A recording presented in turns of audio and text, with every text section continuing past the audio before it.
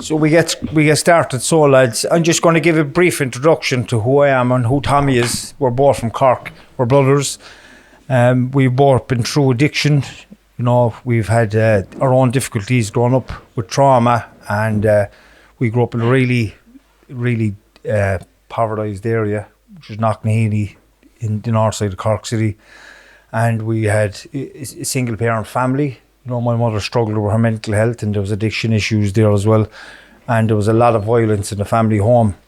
So myself and Tommy, growing up, we used violence for every form of conflict, you know, in school, outside of school. You know, there was no education for either of us. I never went to school, and it was always going on the hop from school and using drugs and stuff at a young age. And all it was really was to block out what was going on for us in our own heads.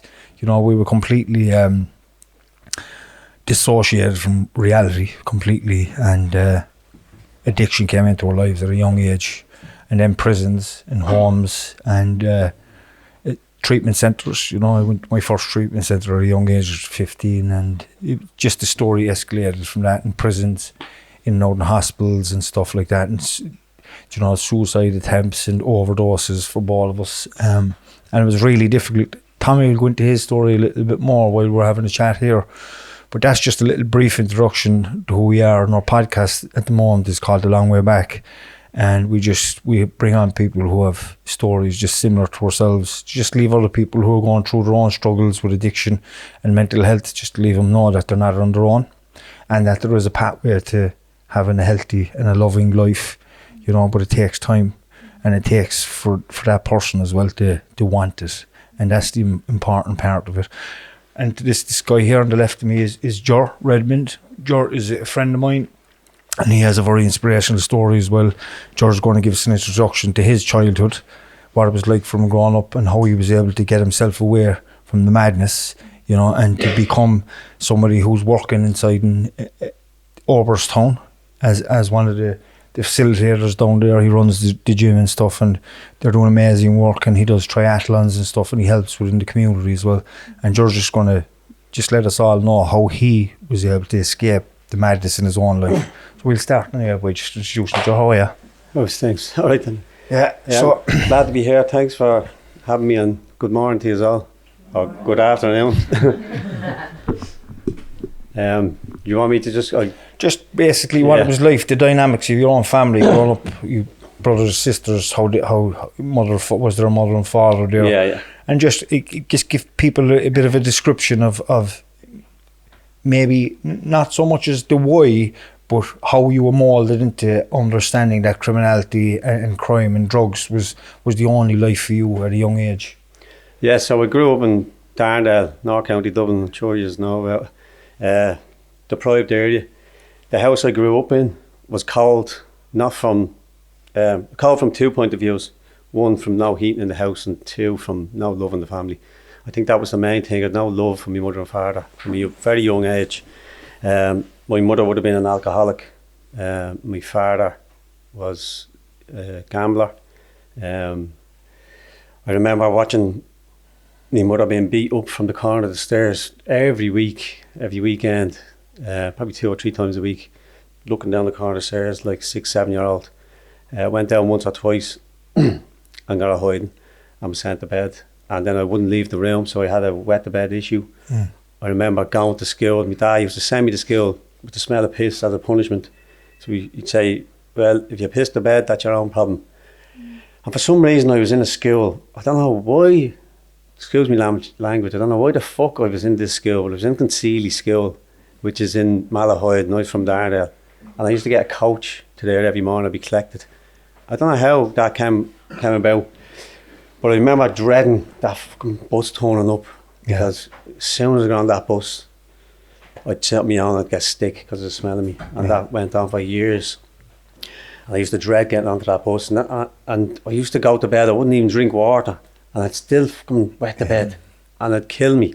Do you now understand where that may have came from, like where that problem came from? Because like I'm sure a lot of us here who may have had trauma in their own lives, I can relate to it 100%.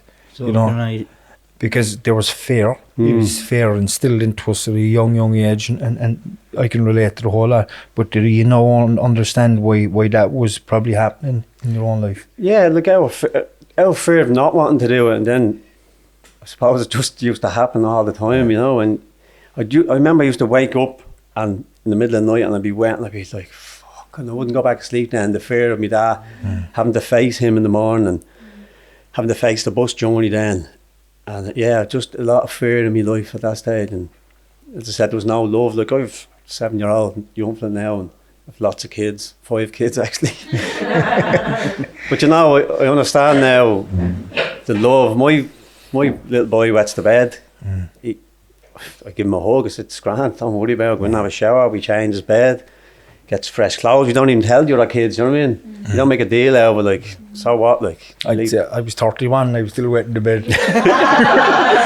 just don't alcoholism and just drink and just, you know, it was madness, you know, but for different reasons, like. But look, I think, in fairness, and as I've grown as a person, I've done lots of podcasts in the past, and I used to coach my mother and father, and as I've grown as a person, I've got a lot of forgiveness. So I've got a lot of understanding how my father was growing up and how my mother was growing up, and my mother had no mother and father. My father's father would have been very strict and similar to the way my father was, and he just carried on them traits. So it was a generational thing for him to carry on the way he was treated. He treated me that way. And as we go on, I'll explain why I changed. But I found soccer was a great outlet for me. So sport, I found that was my family, you know. And I found a love within the community around soccer. So I felt part of something, you know. When I went out playing soccer, I felt I was part of something. I didn't want to go home.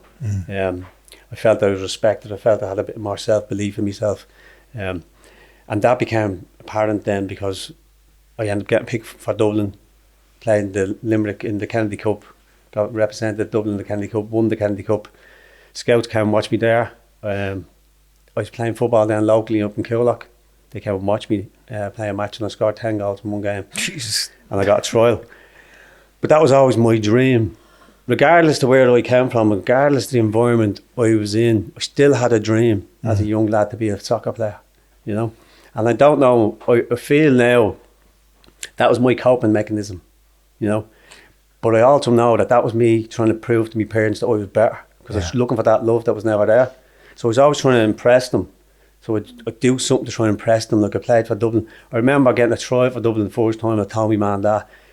And I was in Malahide Park and I was living in Darndale. And I think I did a cycle down or something to Malahide Park. And I made it. I was down there, scored 2 goals. Your man goes, right, you're on the squad. I cycled all the way up to the house to tell them. And they were drinking and fighting. And like I walked in and I was like, here's me, the biggest thing ever to tell them, because they were going to give me a hug and tell me I was great. And went in and said, I made it for that. None, just fucking arguing and fighting. So it killed me, you know. But I still strived. I still tried to do that. And I remember going over the trial. The scout actually knocked down to the door, told me parents I'm going on trials. And I remember playing PlayStation with my mate 2 weeks before, and I was being Dunfermline at this team. It was unreal. Like, for me, it was a dream come true, unheard of from where I came from. And I was playing FIFA with Dunfermline, and my mate was someone else. And, you know, for us all, it wasn't just me. The community was getting the buzz out of this. And I went over and I got off the flight. They were playing Falkirk under 15s. And I got all this new gear. I was used to getting hand-me-downs, holding your socks and all this, right? Not that you cared because you didn't know any better. Yeah. They gave me a full new kit. I'm standing on the sideline. I go on at half-time. They're losing 3-1. And I scored 2 goals and laid up the winner. And they won 4-3. And I was brought around East End Park, which is in Dunfermline in Scotland, by the manager. Brought me around the stadium and offered me a 2-year contract as a professional footballer. And I was like cloud 9, you know. Went home, told my parents. The club was like a big celebration in the club and all. And not that I had any affairs to get in order, because fuck all, like, but it was a great boost for the community. Great boost for, I don't know, I'm sure my parents did get something out of it, but they still didn't change, you know what I mean? They still didn't get that, let's support this kid, let's try and get our shit together, you know? And again, I don't hold any resentment towards that, because you have to give forgiveness, because doesn't hold that in your heart, and you know you need to move on. They obviously had their struggles. They obviously didn't have the strength to tackle the issues they had, you know. I also think as we grow as individuals as well, you start understanding. Like for me to understand my own mother's issues, I had to look at her upbringing. I had to ask questions. You know, our mother took her own life while we were in prison. There's 3 of us there, and the 3 of us were in different prisons around the country, and she took her own life in 2012 when we were. I was in the Midlands. You were in the Midlands. John Paul was in Cork, and I had a lot of anger towards my mother. You know, I had a lot of anger because there was a lot of difficulties happening growing up, and I didn't understand. My mother was just coping the best way she did back then. You know, and I was trying to mind myself as well, because I got recovery into my own life in prison in 12, and I started working with psychologists, and I started to understand trauma, because I always believed that I was just a bad human being. I never believed it was the way I was conditioned to behave as a person. I believed I was no good, I was bad, and they were my core beliefs based on my upbringing. From a young age, you're not good enough. You're not. Sometimes it wasn't a word to tell me I wasn't good enough. It was an action or a baiting or something like that. But as I started recovering more and more and more, I started to understand where my own mother was starting to, where she came from. I had to look at her life. My grandfather was an alcoholic, and he was a dry drunk. You know, he was a very, very angry man.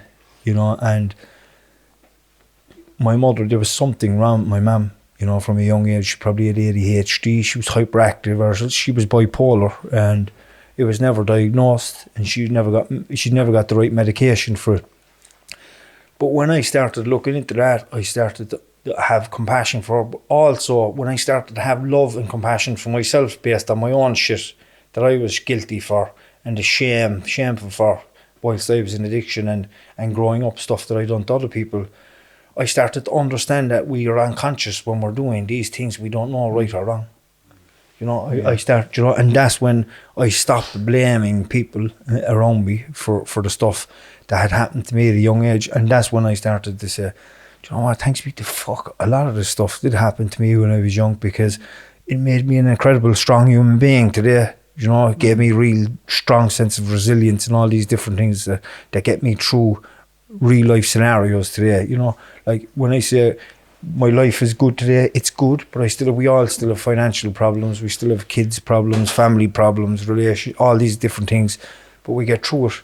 Do you know what I mean? And what I know what you're trying to say about your own parents. Yeah. You know, it takes time for you to really kind of understand that, doesn't it? It does. Like, it takes a lot of strength, I think, and growth, you know. But it takes a lot of work on yourself internally to have empathy around other people's feelings, because when I was over there, just to try and follow on from my story, when I was over there, I was going around with these pros in Porsches, washing boots, doing ball-way Celtic matches, really living the dream. And again, down to the actions of my parents. My father was committed a crime, I had to go home. I had five other brothers and sisters. So when I had to go home to see how they were, I asked the coach, and when I got off that plane, I didn't realise I was going to get down a big dark hole. And when I went home, my mother was drinking in the house with other people in the house from the road, and the brothers and sisters were upstairs crying, house was boarded up. So I had to make 2 decisions, go back home and be a professional footballer, or look after my family. And, you know, I'm obviously here today because I stayed and looked after my family, you know. That was more important to me at that stage, to be the man of the house. And that's what I done. And I went from putting the ball in the back of the net to putting food on the table. That's man, like. Yeah. That's the most manually thing that anybody can do. And I suppose there's a few people here emotional now too as well, because I'm a little bit emotional myself based on, because I don't know whether I've had that same kind of understanding or awareness to be able to do the same thing, because I know when I was young I was trying to run away with my mother. You know, even though I was probably doing the same things, I was putting food on the table, I'd go out and I'd look after my own brothers and stuff like that, but there was another side of me, like, just wanted I actually used to think I was adopted as well. You know, because I felt so disconnected to not just my family, but everybody around me. I used to be thinking that fucking they're all robots or something like that. Yeah. It's crazy, you know. But how did things pair out from there then, Joe? Yeah, so obviously the love of my life was soccer. That was my outlet and coping mechanism all my life. And then that was taken from me because I couldn't go out and play football because I was in fear of the house was under threat, and I was in fear of that happening to me kids, me brothers and sisters. But look, although I stayed, I didn't do a great job because I didn't know how to be a father. I didn't know how to be loving because I never was taught that. So I thought, giving out and trying to tell them what to do rather than having empathy and compassion. You know what I mean? Yeah. So I didn't have a lot of that. And to be fair, I was more the enforcer in terms of making sure the family home was protected and no one touched anyone. And my sister done a great job. Like she was the heart of the family. I done a job in terms of making sure no one got touched. Yeah. You know, I was that person, but I had no compassion, no love. Do you know when that happened? It was happening for you when you had to become something, you know, the protector of your family, and sometimes that involves violence as well. Like I remember when I had to do the same. Like I would have been bullied a lot as a young child and stuff like that, and because of the single parent family and the same thing, we were poor as fuck. Like we had nothing. I remember going to school with football boots on my feet because my mother wasn't even able to be there to even notice that I had no shoes. But how did it feel internally for you? Because I remember doing things as a young fella, you know, fighting and hurting people, and I knew internally in here that it was the wrong thing to be doing. I thought I was going to wake up from this. Yeah. I was like, what the fuck's after happening here? Like, you know, I went from one extreme, like I was living a dream that I've dreamt of all my life as a kid, and that was just taken from the actions of someone else. But like that, I've forgiven them for that. But it hurts me that when your kid makes it as like at that level, that you can't have that love to try and get yourself help, to back them up and support them. Instead, I was trying to cope ball. You know, I should have been supported. You know what I mean? How did it pan out from there? How did you get involved in criminality at a young age then? Yeah, so what I done was I ended up joining the gang for protection. So I was bringing guns around and drugs. And then I was taking the drugs because I needed something to get away, escapism, to get away from that thought of what the fuck's after happening here. Why me? Like, why have I to take this burden, and why have I to look after everyone? You know? Started taking drugs, started getting really violent. I fucking hated adults. I hated anyone older than 15 or 16. I hated. Come near me, I was knocking outlets out. Just to, it was like that's me dad, you know what I mean? I now didn't care about my life. I could have died, didn't give a fuck. Like. So I got very violent very quick, moved up the ladder very quick. The lads that were giving me stuff, I was telling them to fuck off. You know, I didn't care. I was like, I don't care. And then I had that famine mindset where I wanted to make money and look after my family and have more than I ever had. But there are consequences then to come with that, you know, like in relation to the violence that comes with criminality and drugs. Yeah. You know, we were involved in drugs as well when we were using, and like there wasn't a moment or a week went by where you weren't threatening someone or doing something to somebody based on your own fear of what somebody else is going to do to you because you owe them money. You know, it's like it's a vicious circle, and for a lot of people, even who are in recovery, who get recovery into their lives, that's probably the hardest one to leave go is that side of the behaviours, the drugs, to stop. You're constantly looking over your shoulder and, you know, dodging this fella, looking for this fella, you know. But at that time, when we grew up and in the area, it was normal, do you know what I mean? Mm-hmm. So it was the thing to do. You're looking at other fellas, fast money, I want that. So, you know, so that's what you adapt to straight away, you know. And there was three of us, and if anything happened to any one of us, three of us were there, you know, and it was just madness, you know what I mean? Madness. A lot of people here could probably relate to that. you know, a lot of people who are here for themselves or for a family member can understand it. And, you know, I'm sure a lot of people are going through their own struggles here with different things. The big thing today in Cork at the moment and is young people getting involved in drugs at a really young age and racking up serious drug debts. You know, and they're not mature enough to be able to cope with the responsibility of that, and a lot of them are taking their own lives. And that's the reality of it at home at the moment, and it's really difficult, you know. But just going back to you, Ger, how did you go from being involved in drugs and being selling drugs at the quantity you are at? How was there a violent crime, or was there maybe? Did you get caught with drugs for you to actually kind of sit back and say, right, what the fuck am I doing here? Yeah, so 2014, I think it was, or 12, there was drugs found in a girlfriend's house of mine.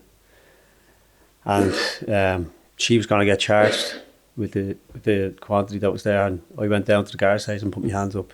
I got 3 years suspended sentence for that. Went out celebrating. Yeah, sniffing and drinking in the Blackguard nightclub up in Coolock. And I got chased.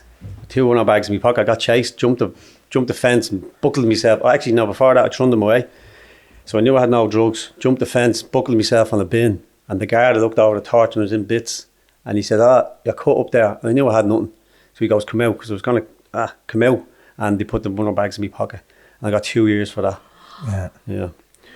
So that was probably the best thing that could happen. It was. At the time, I was like, looking back. Scumbags, and you know, it was in the paper. Like I ran the whole. I paid leading barristers to try and get me off of that charge. I went to mental home. I swear to God, because I had a year. I did 3 years, but if I got convicted within the year, I got reactivated. So I was trying to spread this out, right, so that I'd get convicted on the 2 1 bags after the year, right. Then I'd only get fucking a day or something. You know what I mean? No, so, work like that though. I was dragging this out. Yeah, I was in a car crash, right, for one of them. Spoof car crash, right? Dragged her out, right? Then I went to a mental home. Honest to God, this is how much I went. Yeah. I went to a mental home, they wouldn't sign me in. I swear. So I just had to face up to it. But I was actually going to get rammed off the road on the way to court, and I said, oh, fuck, if you're paying me bollocks, just go in and face it. I just got so much pressure. Went in anyway and got 2 years.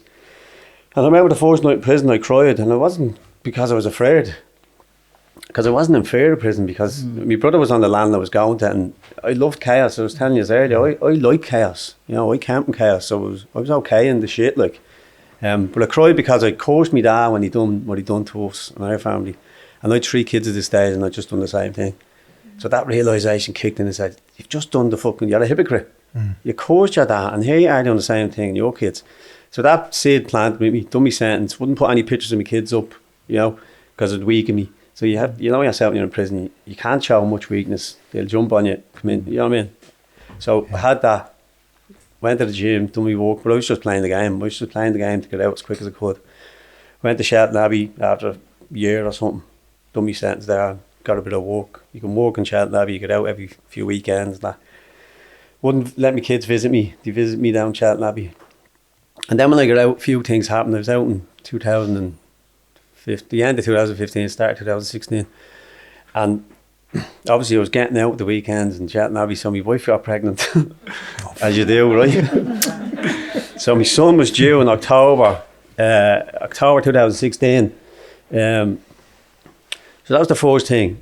2 other things happened. I went to Amsterdam on business with my mate, and we were doing drugs and talking. He had a son of 7. Well, my son was due, so we were talking about little traits with this son and going camping and, you know, all this stuff. And I was like, I can't wait. And 2 weeks later, my friend died of a drug overdose. And I was went into the funeral home. And I remember sitting there, and his little kid walked over to the coffin. And that killed me. Yeah. Yeah, fucking, it tore me. And I was like, imagine, like, my mate didn't do that on purpose, right? But I have a son on the way. Imagine me possibly dying and that happened to my son.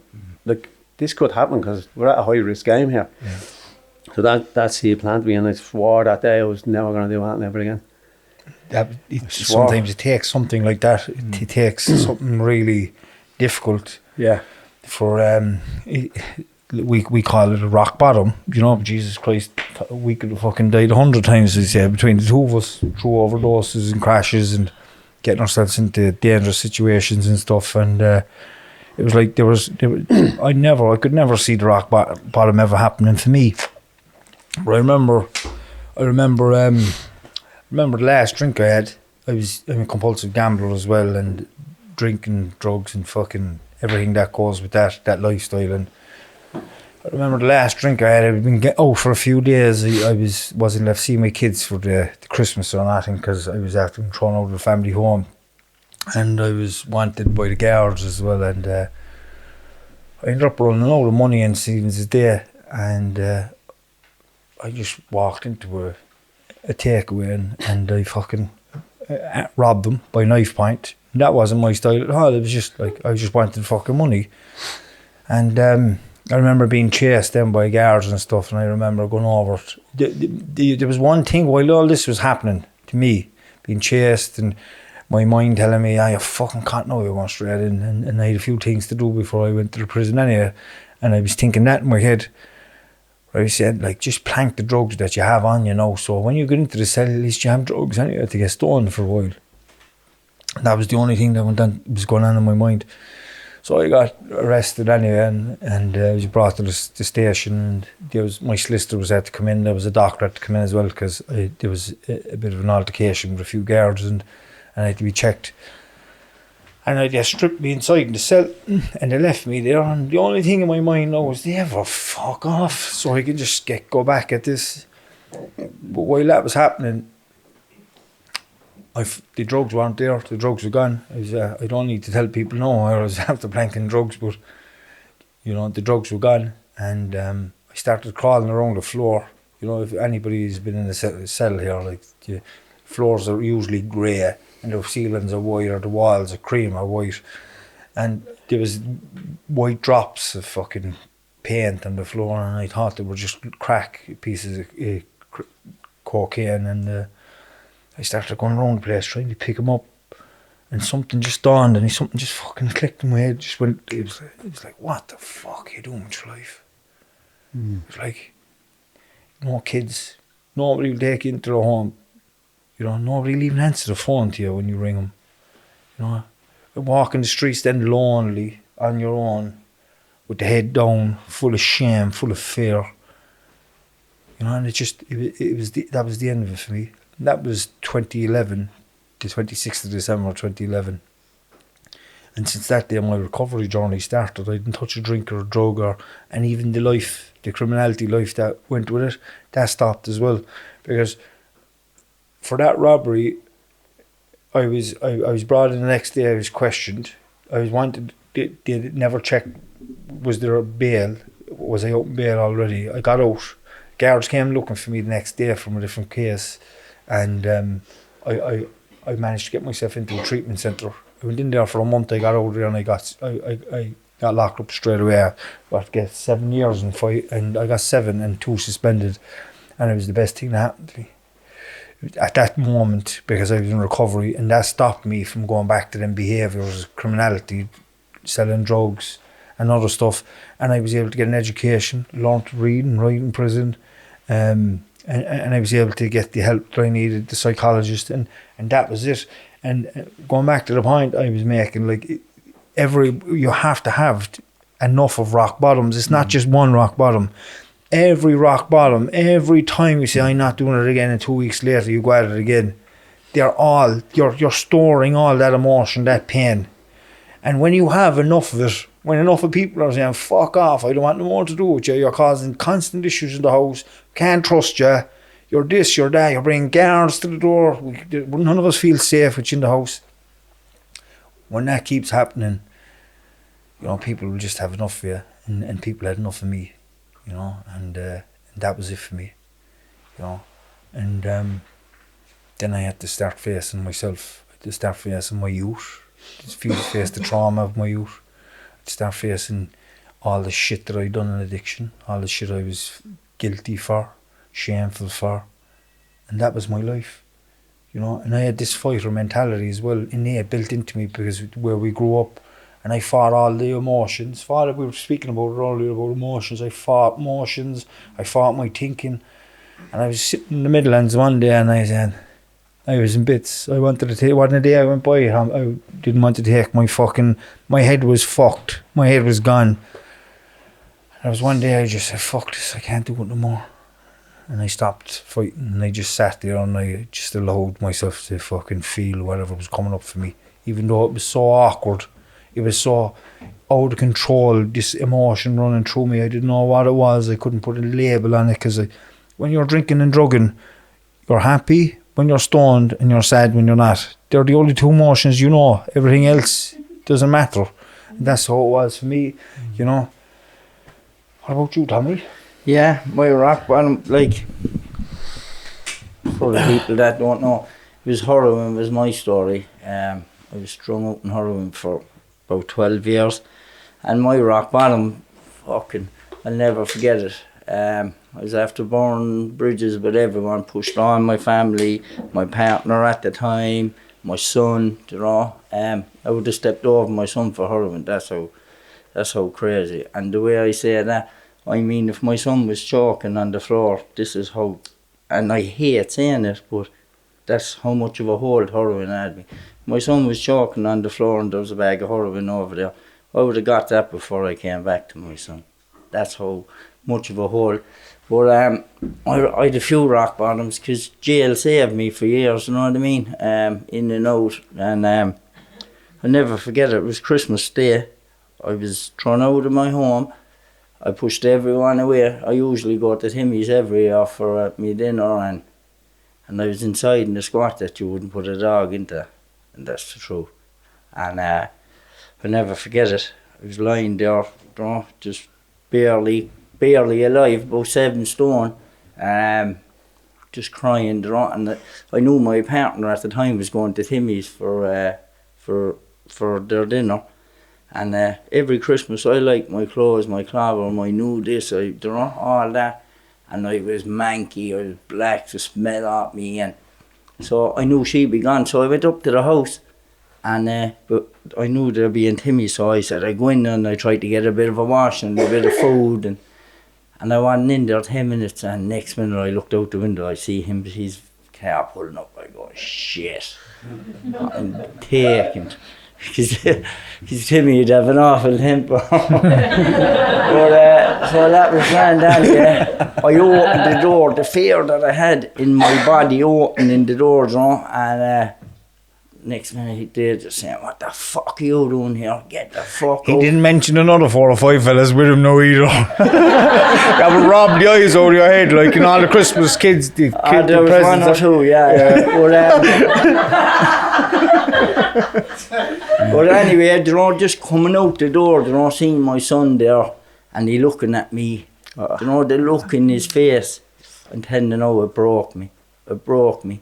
I never forget walking away from the house that day and I just started wrong crying, you know what I mean? I don't cry much, but that day I did, you know, and I was like, something has to give, you know. I tried suicide a few times. You know, I could never hang myself or anything like that. It was always, you know, sticking needles in my arms and, you know, I used to use needles. I hated needles. The fear in needles I had, and I'm full of tattoos, but I hated needles, you know. So at the end of it, I was just sticking needles into my hand, getting fellas to bang me up because I couldn't do it, and they're shitting because Timmy will kill me, just do it. And you know, just wanting to go over, just wanting to end it all, and I couldn't, that wouldn't even work, you know. So I was like, something has to give, you know, something has to give.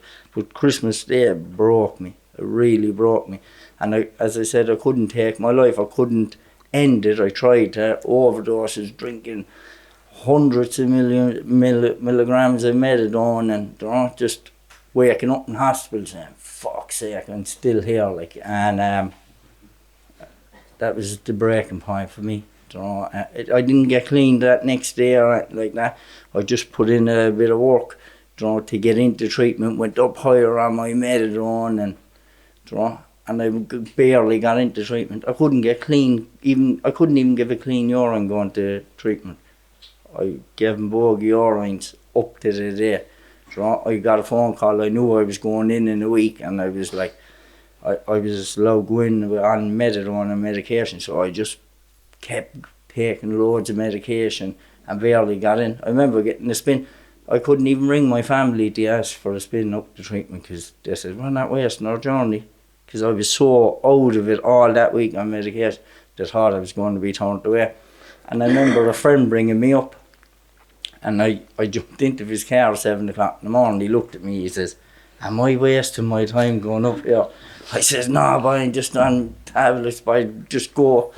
You know, I never forget it. And that was in 2018, and I'm still going strong. Class. As I said it there not long ago. No, there's no such thing as a hopeless case. Because my brother Timmy there would tell you.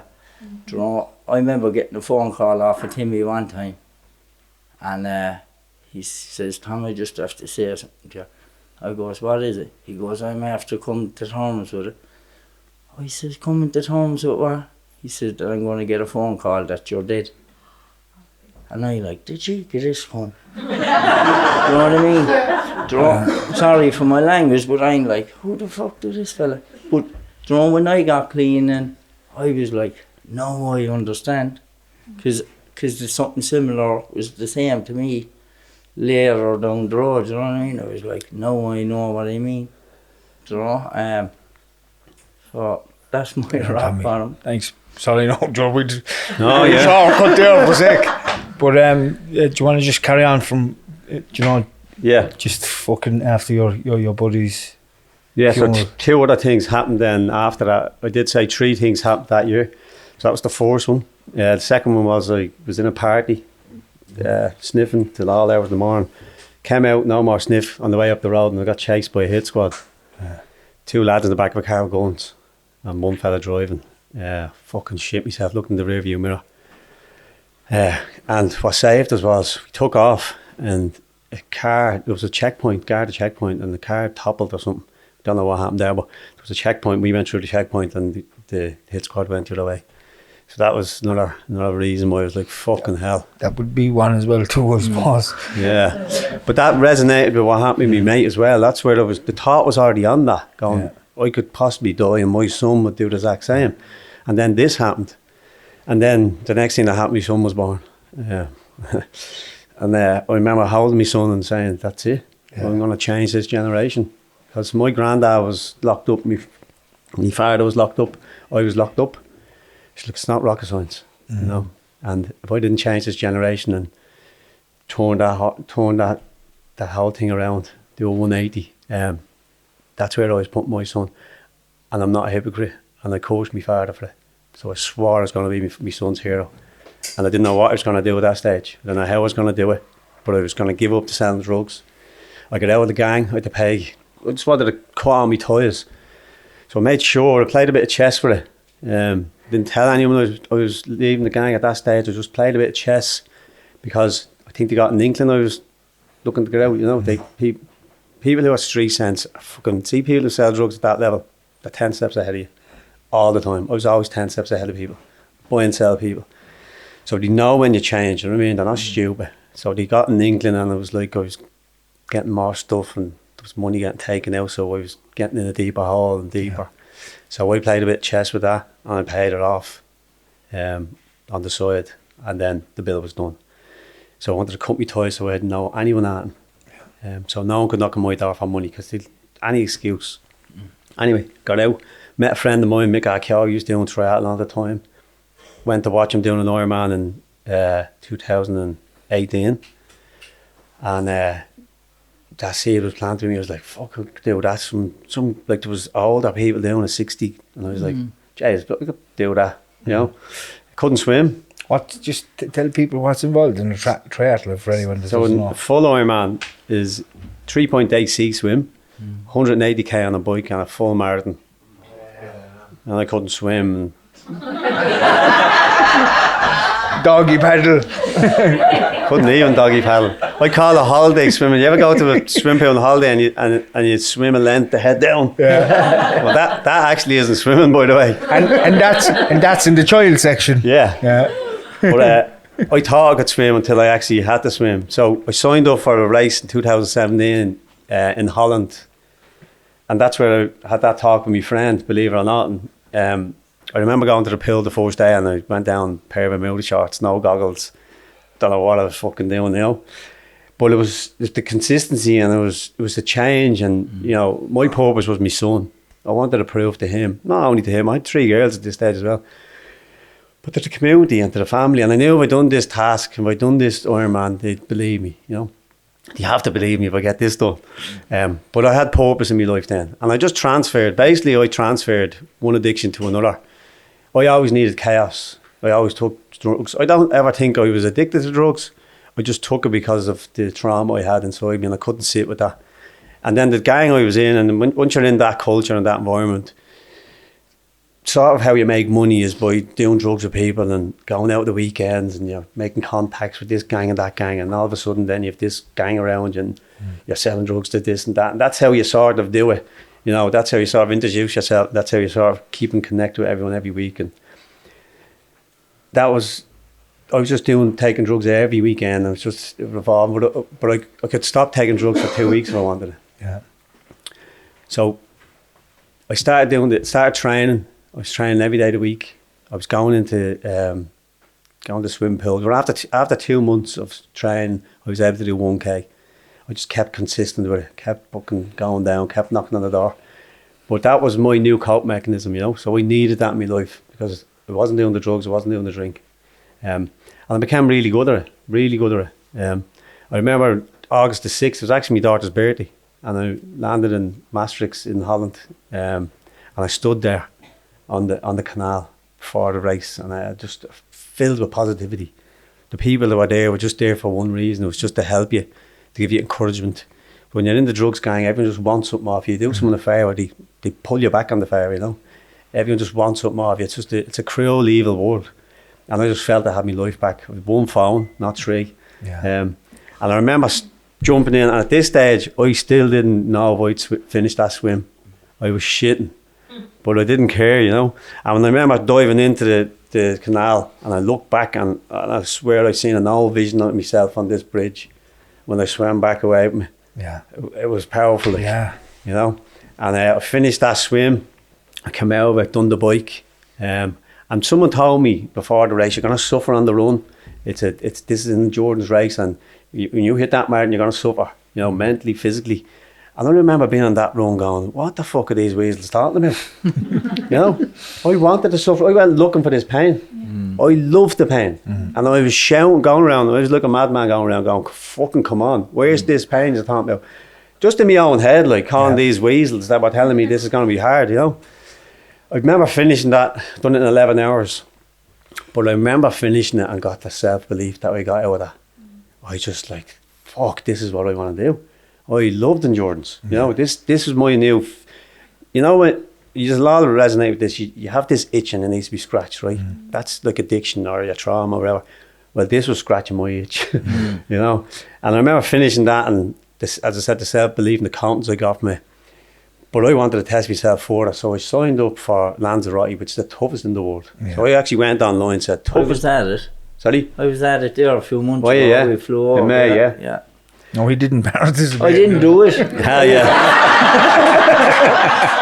one of my friends was doing this, so we all flew over. Yeah. Class, isn't it? Unreal. Yeah. Oh, what a day it was. It'd make you want to do them, wouldn't it? Yeah. No. Probably not that Definitely not. It's mental torture as well. Like. Oh, well, I love that, yeah. Yeah. So I went online and typed in toughest Ironman in the world, and Lanzarote came up, and I signed up straight away, right? Because I wanted to test my mindset. I wanted to test, do I actually like this, or what the fuck's going on here? So I've done that, and the coach that was coaching me was doing it 5 years, right? And I was doing it 14 months at that time, and I went by him on the bike. Fuck. Yeah, after 20k, I was like, what the fuck? Because he was good, like, you know. And I remember going by this fella on the bike going, all right. You know, but then that the better belief I got from that, I remember finishing that one again. I loved the pain. The thing about Lanzarote is it's 2,500 meters elevation. The mountains are fucking, anyone in Lanzarote is know about 36 degrees of heat and about 34 kilometers an hour wind against you. So it's fucking mental. Like. Yeah, it's tough. I was fucking loving it, yeah. But I finished that, I did, and even the coach was like, "You're fucking good at this, man. Like, you should go pro, you know." And I was thinking, and then, believe it or not, that little boy came back to me when I was a pro soccer player and said, "You can do that, you know." And I felt this time was in my hands, you know. At that time, the actions of my mother and father, I felt took that dream away from me. I felt this dream was now in my hands. I'm an adult now, and I love this, and maybe I could do that. So, lo and behold, I looked her up, and you had to be under 930 to be a professional athlete in Ireland. And my best was, I think it was 10:40 at this stage. So it had a lot to do, you know. Signed up for Barcelona in 2020. Yeah, that was 18 I started. 2020 I signed up for Barcelona. So it was 22 months after I took up the sport, couldn't swim. And I was going into bike shops and run shops and swim pools and telling people I'm going to be a pro, and they were laughing at me. Yeah. They were going, fuck off, you really couldn't swim fucking a few months ago. But they didn't realise the pain I had, you know, and the motivation I had. Losing that, being a pro as a kid, I had a lot of motivation.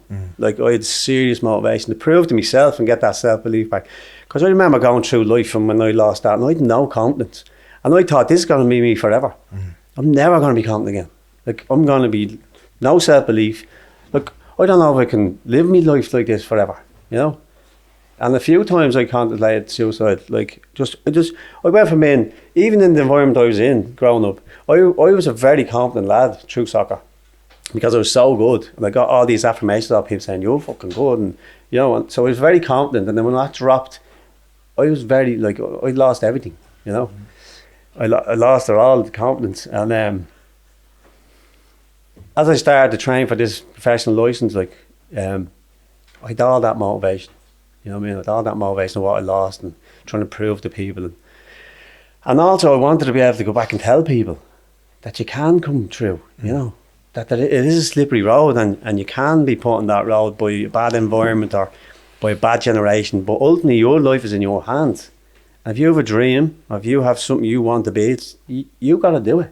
You got to put the work in. And a lot of it is self-belief, you know, because I always say to the kids in Oberstown, if you don't believe, you won't achieve. And there's nothing lost believing you can do something, even if you don't do it. But if you don't believe, you definitely won't do it. Those who don't and say they can't. And those who say they will and they can, will, you know? Yeah. You know, speaking of Oberstown, you do work with the children below there. Yeah. What's the program you work with them? How do you, like a lot of those kids as well would have their own difficulties around addiction, trauma and stuff. How do you go down there and say, look at your old self, and while you're looking at somebody who has maybe experienced similar stuff to you, what do you do to build them up? Because like you know how to build them up to be able to encourage them to change their life. Well, first of all, yeah, so what I do out there is so just I suppose if I just go back one step first, I landed in Barcelona in 2022, 22 months after I took up the sport. And I stood there on the beach and I said, I'm going to fucking kick the door in here today to get this pro license, right? I was leaving no stone unturned. And I remember coming out of the swim, I actually pushing people out of my way to get into the transition to get me bike gear on. Done the bike, I had these splits that I had to hit all day, and I was hitting them all day. I remember the last 5k of the marathon, and my body buckled because I was pushing through so much pain that I'd never been at this level before. My body actually buckled, and I actually told my body to fuck off. I was like, fuck off, like, you know. You actually, in endurance, you have to do that. I had to disconnect my mind from my body that day to get through what I had to get through. And some of you probably won't understand that, but when you get into endurance sport, you have to do that because the mind's very powerful. Yeah. And if your body starts buckling and you start getting injury, the mind will tell you you're injured, and all of a sudden you stop. Yeah. So I was like, dissect the mind from the body. And I remember coming through that, the last 5k, in an Ironman, it's a red carpet, 100 metres, red carpet, big finish line, 10 deep of people, big rider over stuff, you know. And my family was there, 4 kids, my wife. I remember that. That was a few years ago. Yeah. I remember it. And my wife had the Irish flag. And 2 or 3 years before that, my kids and wife visited me in prison. And here they were, handing me the Irish flag. Yeah. That's powerful, right? And I mean, I'll never forget that moment. Yeah. And that's, do you know the way we all speak about having a role model growing up? Our role models were our fathers and uncles in our prison, our neighbours in our prison.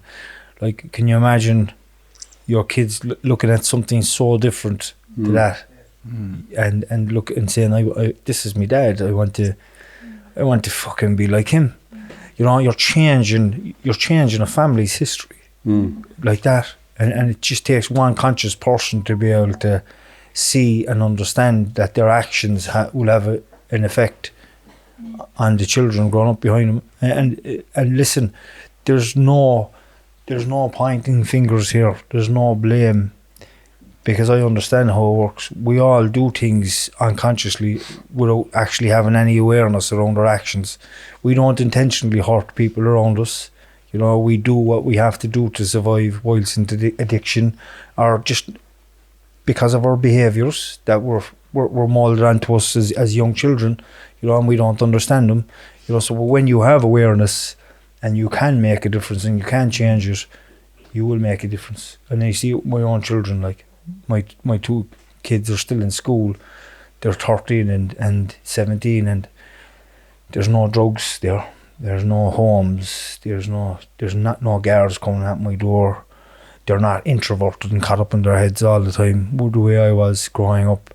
And they're great, and it's great. And that for me gives me, not just makes me proud, it makes me feel at ease a little bit as well, that maybe they'll grow up and they'll be healthy enough as adults to be able to cope in the world that we live in today without too much of an input from me and their mother, hopefully, because I want to enjoy my life. But you know, and that's the change.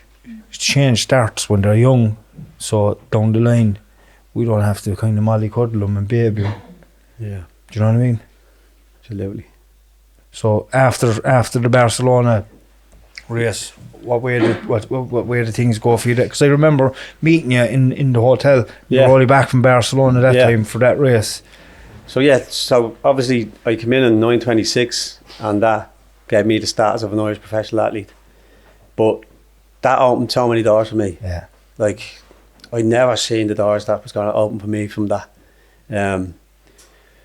Like, I was going into prisons across the country, giving talks. Like, that was my motivation as well, on top of that, because I wanted to go back to youth centres, prisons, everywhere, to tell people, look, you dream, you can still dream. I was 35 at this stage or something, you know what I mean? And I'd suddenly had this dream and got to it, you know? So I wanted to go back and do that, and I believe that our lives are set. I do believe that we are put in this world for something, to do something powerful. I do believe that. I went out and Oberstown contacted me, said, will you come out and give talks for the kids out there? So went out and gave 6 talks, because you can't have all the kids out there in one room for obvious reasons. They can't believe mad. But no, in fairness, they're really good kids. But I had to do 6 different talks for 6 different units, and when I left, apparently they were going around saying, I can be something. And they got so much growth from it, and they so much self-confidence. And they contacted me and asked if we could have a meeting, and the meeting was like, what can you do on the parent base? Can you come do something here and work here? So I said, yeah, I'll come and work, but give me what I need. And I opened up a big gym out there for triathlon. And I've been there for 3 years, and I've got kids to do half Ironmans, which is 1.9 broke. These kids come to us broke, and they're the most vulnerable kids in this country. And I mean that, like, and it's so sad, like, but these kids are good kids, you know. Yeah. Like they are, like, and I do an 8-week course out there with them, and I take them twice a week, and I teach them how to. It's more consistency, but I talk to them and I get a relationship with them, you know. And these kids are so vulnerable, so it's very hard to get close to them. Yeah. So you have to use your skills and your lived experience to get close to them. because everyone has let them down. You have to give them time as well. Everyone, yeah. Like my kids come into my class and I'm not doing that. I'm saying, right, sit down there and chill out, like. And I don't there's no pressure. I just show them who I am. Show empathy. Don't have to do that. Chill out there. And before you know, they're doing 2 and 3K, you know. Jesus. It's great. Yeah. I've got kids, as I said, 2 kids I had for 8 months, and they done a 1.9 row, 90k on the bike, and at the half marathon. Like, it's unreal. That's in the centre. In this gym, and it's indoors. Yeah. Like, it's powerful work. But look at That's some achievement, like. yeah, for them, like, you know, a great achievement for them. But it shows them consistency. It shows them they can be something. You know, I tell them, like, you can use this as a positive. This experience you're getting in this prison can be used as a positive. Money can't buy the prison experience I got if you can use it as a positive. And this is what I try to tell them. But look, it's just about giving them belief. And the sad thing is, like, they're treated better in there than they are outside. You know what I mean? And that's sad for me. I think that's a kind of general society thing, though. You know, we just lack that understanding of why children behave in the way they do. You know, behavioural issues. You know, a lot of people in here who've been down the route of prison or addiction will understand when they were young as well their own behavioural issues and are constantly being called out on it by schools and parents and stuff. It's like we as society need to do more to understand why kids are behaving this way and give them the space they need than fucking just reacting to it with, you're a saucy fucker, you're no good, look at you again, you know. And that's where it needs to change. It needs to change in our understanding of how to approach kids, because as you said there, a lot of those children have had stuff happen to them that, like, they still don't even understand how it has damaged them, you know, how it's broken them. And if I couldn't share stories which is that I know, and if I told you, you'd fucking understand. Yeah. And that's having empathy. And if you have empathy around them kids, you have to, like, I always put myself at my lowest point when I meet the kids, all the time, and that shows the body language then, you know. Because if you can have that, all you need is empathy. Because we don't know. We look at people and think they have that shit together. But you don't know what's going on behind closed doors, you know. And 99% of these kids that come into us, and even when I go into prisons and talks, it's always broken families. It always comes from broken families. Yeah. Even telling them how well they're doing, and, you know, just giving them that bit of support, because they're not used to that. No. They're not used to fair play. You can do it. You know what I mean? Like Timmy said it there. We're used to saying, you can't do it. Yeah. And, you know, for me growing up then, when I was told I couldn't do something, I do it twice as worse. Yeah, exactly, yeah. You know? That's you make sure of it too. I bring in medals for them. So I have a thing in there. We do a run in Darndale, another way 5k. And anytime there's medals left, I bring them in, get them to do 5k. But there's kids there, 15, 16, never got a medal in their life. And they're fucking skipping out the door. It's brilliant. Now, it's great that we can do that, but isn't it sad that you have to go to prison to get that?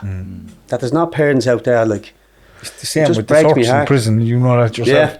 It's like trying to collect, fuck it, I have 6 sorts now. Jeez, how many of you from the school? It's like the sorts, all about the sort, you're getting something to show that, you know what, you can do something. And it's like, it's the teachers, and I tell you, the teachers in prisons are fucking brilliant. Yeah, great. And then, you know, if we had those teachers inside the schools, we would not be going bad, and I mean that truly. They're so understanding, and they meet you at your own level. You know, I remember trying to learn how to read and write, and I had this lady with me, her name is Catherine, and she was an absolute lady, and she'd sit there, and I hadn't a clue, and I'd get anxious and upset if I didn't know stuff, and I'd be giving out, and there was another lad, he was even worse than me next to me, a traveller young fella, and it's like she would just sit there for hours, and we'd learn the alphabet. That's where we were starting. We hadn't a fucking clue, and, you know, and what helped me was, you know, that I could actually read a little bit better than the other fella, and I was trying to teach him how to read. You know, I was like, fucking hell.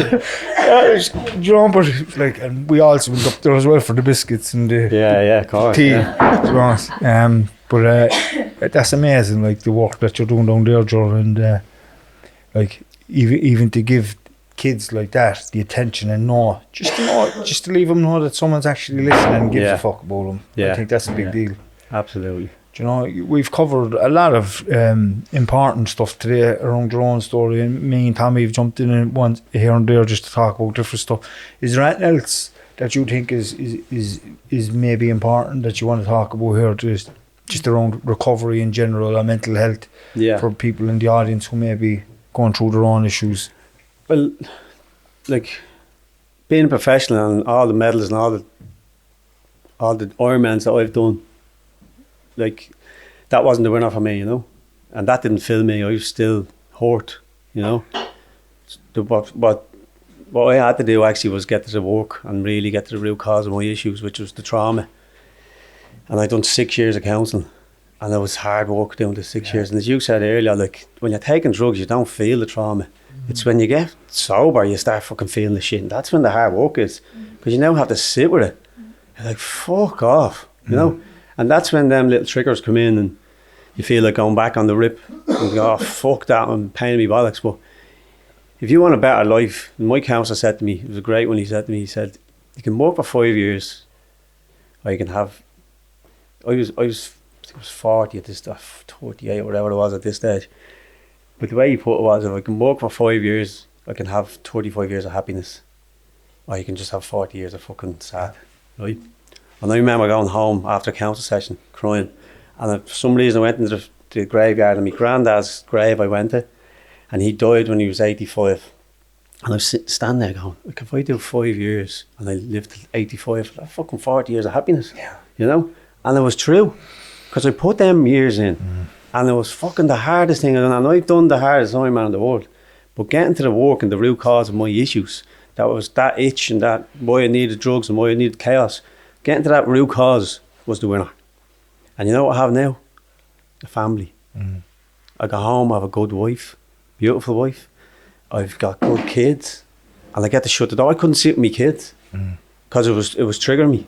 I'd go in and sit in my own flat and I'd be there in a minute, and I didn't understand at the time until I went counselling, and I'd leave because it was triggering me, because I didn't have it with my dad. I couldn't sit there and watch a film with him.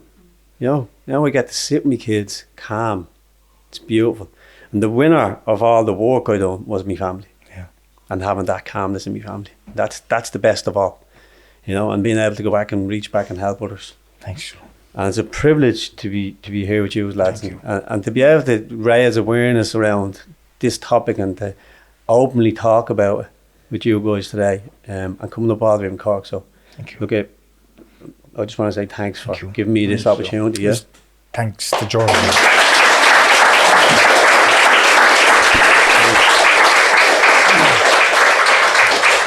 So I'd say we're nearly there. If we can take a few questions, if anybody wants to ask a question to Jordan or myself or Tommy there, if they're having a few things going on for them, maybe if we can help them and give them a bit of advice in just based on their own experience and story. That's what it is, because I'm a carpenter, Tommy's a plasterer. We're not doctors or psychiatrists or anything. We'll always just give you something based on their own experience. So, and Ger as well. So if anybody has any questions, shout away. Don't be shy. Well, Gary, how are you? Gary. I have to identify each and every one of you, so I've done all that as well, do you know what I mean? The whole prison thing and stuff like that, do you know what I mean? I'm in early days in my recovery now. I only got out of treatment there a few months ago, but I'm starting that addiction studies process and stuff like that, but I'm still very nervous about doing the work on myself. Like, I have a sponsor and stuff like that, 10 meetings and all that, do you know what I mean? But it's just today I kind of needed to hear all this. Because I'm going through I've done my step forward, but I'm going through all now, but it's today now I'm doing it, do you know what I mean? But it's just, like, sometimes the mental blockage in my mind, do you know what I mean? That kind of lures me back to that old lifestyle, do you know, that kind of way. It's just, I'm struggling trying to overcome that, do you know what I mean? That old lifestyle will always, the attractiveness to that old lifestyle will always be there, because you'll always have memories of, it's called euphoric recall. And I was taught that in recovery, in a treatment early on, that you will have memories to bring you back like that, and you'll feel good about them, particularly if you're having a tough day. And if I'm having a tough day and things are going wrong for me, my automatic thinking is go and get drink or drugs or whatever, and you'll be grand. But I understand that always happens to me when something difficult is going on in my life, and I don't react to it, and I talk about it. Do you know what I mean? Like, John mentioned it there. Like, AA and NA and all the other fellowships are fantastic for anybody. But the key is the outside help, is the therapy. It's about talking about why we drink, why we drug, why we have to block out all the emotional stuff. You know, number one is to get away from the head, because the head is fucking, you know. But the emotion stuff is when you come to terms with that and you start understanding that I have to learn to sit with the emotions and learn to understand the connection between the mind, my thinking, and my emotions. Because if you have a memory back to something from your past, and it might be based on fear or shame or guilt, something that you might have done, you're going to feel an emotion here or here, and it's going to be shame or fear. And then your mind will, to justify how you're feeling, to make sense of why you're feeling like this, your mind will fucking make up more scenarios based on fear or fucking fear or shame or whatever, and it snowballs. But mindfulness was key for me, and to understand that when that stuff happened to me, I can bring it back to my breath and breathe, even though my mind is telling me you're fucking a bad bastard, like you're no good, you're this, you're that and the other, and even I'm full of fear here and shame, and it's like it's consuming my whole being as a person, and then my head is telling me, oh, you're never going to get well, you know, but I keep going back to my breath, even though I'm feeling this horrible about myself, and I'd breathe, Gary, and I'd keep breathing, and I'd allow myself to feel it. Because I'm putting the focus, my attention, my awareness, present moment right now, on my body, which is my breath.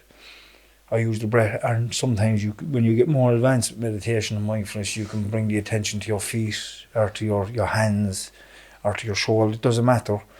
That was the key for me, because early recovery is a fucking difficult time for anybody, because all the shit's coming up.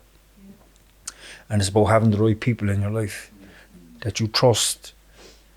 Don't be telling everybody your fucking problems, you know, because people go back out as well.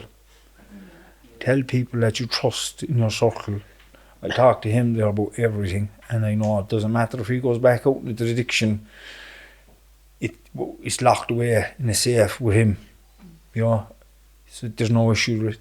They're the kind of people you need to talk about stuff, and there's other stuff you can talk about as well, like, but make sure you have good people in your life that you can talk to. How true, Tommy? Especially your sponsors, you know. That's what I found as well, my sponsors, you know. Like, I was a few years around before I done the steps, you know, and I found it very hard to trust people, very hard, but I found the right sponsor, and when I went into it, like, you pick up the phone, ring your sponsor, and leave all that. That's what it's there for. Leave all that stuff. Tell him, this is how I am today. You'll think you're wrecking his head, but you're not. You know what I mean? Just pick up the phone, keep on it. You know, and that's all I have to say. You know, like, I trusted my sponsor. I'd never tell anyone. I couldn't tell anyone anyway what I've done and the shit what was going on in my head, because you wouldn't want to be in my head for 5 minutes. You said, this fella's fucked up, you know? But I could see it. I trusted him, and he was doing, like, I wouldn't even go to my brothers, which I should, you know. You'd be thinking, oh, I'm a burden, and I don't want to. But my sponsor got it on. I kept on, and he told me, ring me anytime, anytime. You know, so, yeah. Fair play to you, but What would you say? Thanks.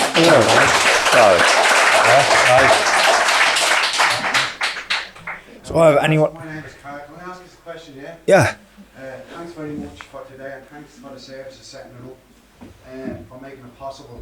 Jerry, I really related to a strong, from the very beginning when you were talking about going to the toilet and all that stuff. And the trauma downstairs, I used to be afraid to go down. You know what I mean? In case what I'd see. Yeah. I don't know whether you get this or not, or whether you guys get it. I've been in and out of public for nearly 28 years, 19 broken, and I'm still trying to get my life back on track again after having a few times. all I ever wanted was a bit of love from my dad. I was captain of Sing Street football team from the age of 11 till 14, right, 15. And we won all Irelands to the point where I played for Dublin in the GAA. And all I ever wanted was my dad. Because when we be training, all the lads' dads would be there. All I ever wanted was for my dad to be there to cheer me on. He only ever watched me. And I still, there's a part of me today at 48 years of age, the little boy inside me still wants me dad to give me something that he's probably never going to give me. Yeah. And it hurts. Do you know what I mean? I don't know whether you can give me a little bit, because I'm going away now next Thursday again to get me, you know, a few months away. That's all I'm going to say. Like, I don't want to reveal too much. To just try and get my life back on track, because I miss it. I want my recovery back. I want being clean. Do you know what I mean? Do you understand what I'm saying? Yeah, absolutely. Yeah, it's you gotta first have forgiveness around it. Like, you're never gonna change his feelings, and don't take it personal, because no one goes out to hurt people, and your parents don't sit down and go, let's hurt him. You know. So if you can find forgiveness for your father. I don't know if you have kids yourself, do you? It's very hard, Jamie. Dad's 22 years clean and sober, right? Yeah. He's in the same fellowship as me. Mm. And I see him hugging, he gives me a little one-arm hug. But his sponsors and his other friends, always laughing and joking, but when he meets me, it's all about, oh, I'm not well. He's 70 on. Yeah. I kind of have made peace with it, but it's still bleeding hurts. Well, I've done a lot of counselling around that. Like, a lot of counselling. Like, you have to get to the root cause and get that, open the trap door and talk about it. Like, that's probably buried. I brought up stuff in counselling that I didn't even know was there. Honestly, it's like an onion. You know, you have to layer it all back, but you have to do that work. I was 5-6 years doing the work, and it hurt me. But you know what? It was the best thing I ever done, because now I have an understanding around it, and all that stuff is gone. Now, still struggle every now and again, but I have understanding around it. I'm more of a man about it. You know what I mean? It doesn't affect me as much. My self-belief is there. I know who I am. If he doesn't want to love me, that's on him. You know? Don't love me. Yeah. That's all right. You know what I mean? I know who I am. I'm a man. And if he doesn't want to show that love towards me, fine. But you know what? I'm going to show it to my kids. They're not going to feel like that. You know? So just emphasise on your own kids. If he doesn't want to love you, fine. Let him on. You know? But it's only going to drag you back for the rest of your life. You have to do that work. You have to get back for that little boy. You know, and go and do that work, honestly. The counselling for me and the psychology, like, you know, I've done a lot of stuff. I went, telling you earlier, ayahuasca. I've done all that stuff, you know. I tried everything. I went in, never done that before, and done 2 nights of ayahuasca. I was doing a fucking heap, you know. But look, I was willing to try anything to try and identify and understand the emotion I was feeling. But for me, it was the counselling. You know, and I'll tell you something what happened to me. I was in counselling, and the counsellor said, if a 5-year-old Ger walks in the room, what do you see? And I honestly seen a dead boy. And that's why he said, there's a dead boy inside of you, and you need to work on him and bring him back to life. And that's what I done. I brought him back to life, and he's here today inside me. You know.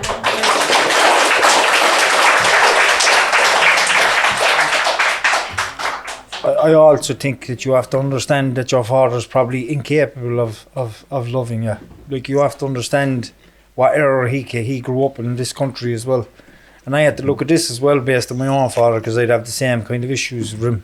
You just have to accept it.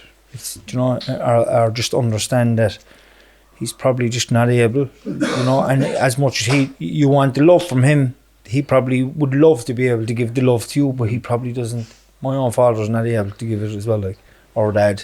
You know, he's not able to give that emotional thing. And I understand him, and I don't blame it on him as a human being. I blame it on nothing. It just is what it is based on his upbringing. He was never given that same love that I can give my child, so my child can pass on to his child.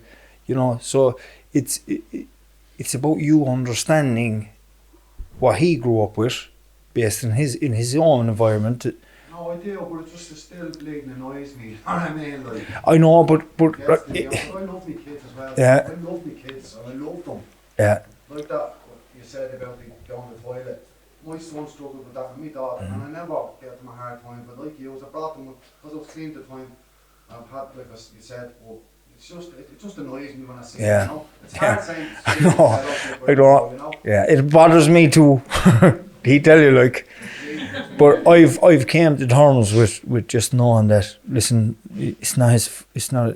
He doesn't mean it. You know, he's just not able to do it. Don't Like, give another forward step. You might need Yeah. to remove them triggers as well out of your life. If he's triggering you that much, Now it does, yeah. then you might need to remove that trigger out of your life. Look, I don't see me A that. bit of counselling, Ger, and the last thing the counsellor said to me was, if I could leave you one thing after the 9 months, because compared to somewhere else now, she says, don't let a person behaviour or action Yeah. trigger a reaction in you. Exactly. Wow, in all the years I've been in and out of the public, I've never heard that, and I'll hold on to that Yeah, you know? but that's it. Yeah. Like, you know, don't let it grab your piece. Yeah, thanks. thanks, bud.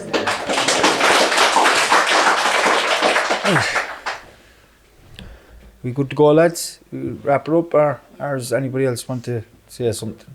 Cheers. I'd like to thank you, lads. Thank Thanks you. very much. Thank you. Travelling all the way up. Well, Tommy.